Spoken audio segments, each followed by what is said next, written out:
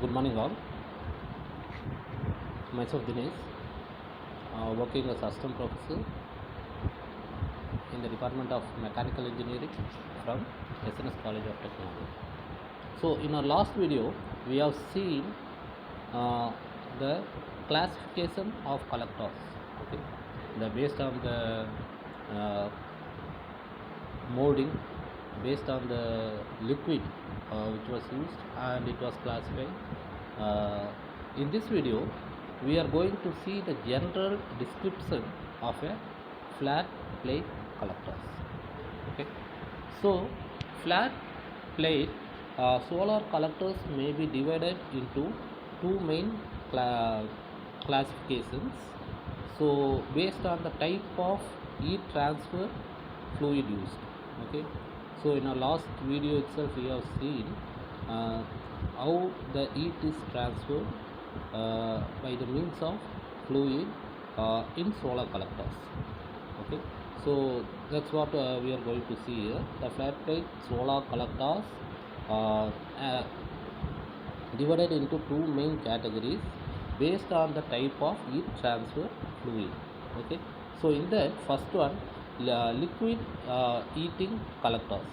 Okay, in this liquid heating collectors are used for heating water and non-freezing solutions, and occasionally for non transfer fluids.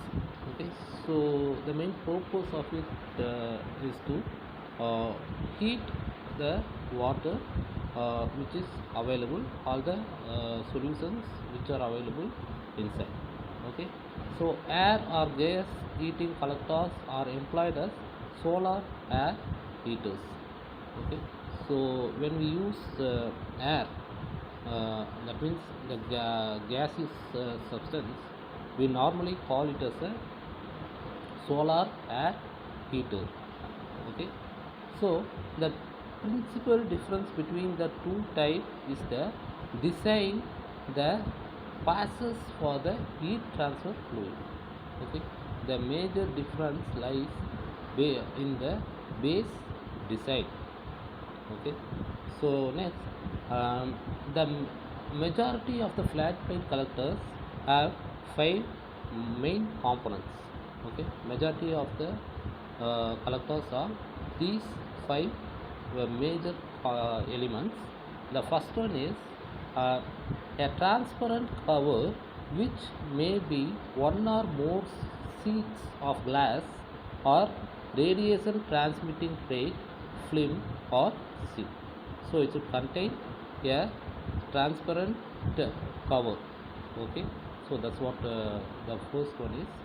And the second one is a tube or fins or passages or channels or integral with the collector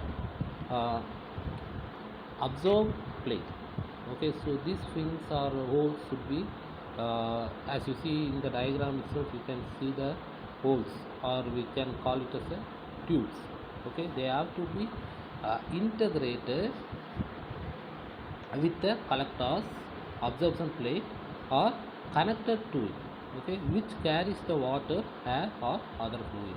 That means the pipe should carry the fluid, okay, which may be in a liquid form or a gaseous form.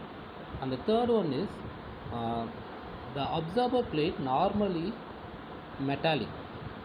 Okay, the absorption plate should be normally a metallic substance or with a black surface, although a wide variety of other materials can be used, particularly with air collectors.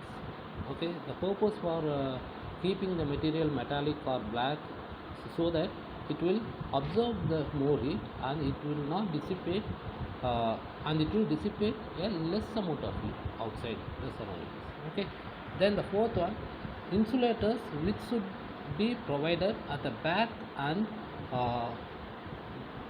sides to minimum the heat loss. So insulators should be provided on the plate collectors. And the last one is the casing or container which enclose the other components and protect them from the weather.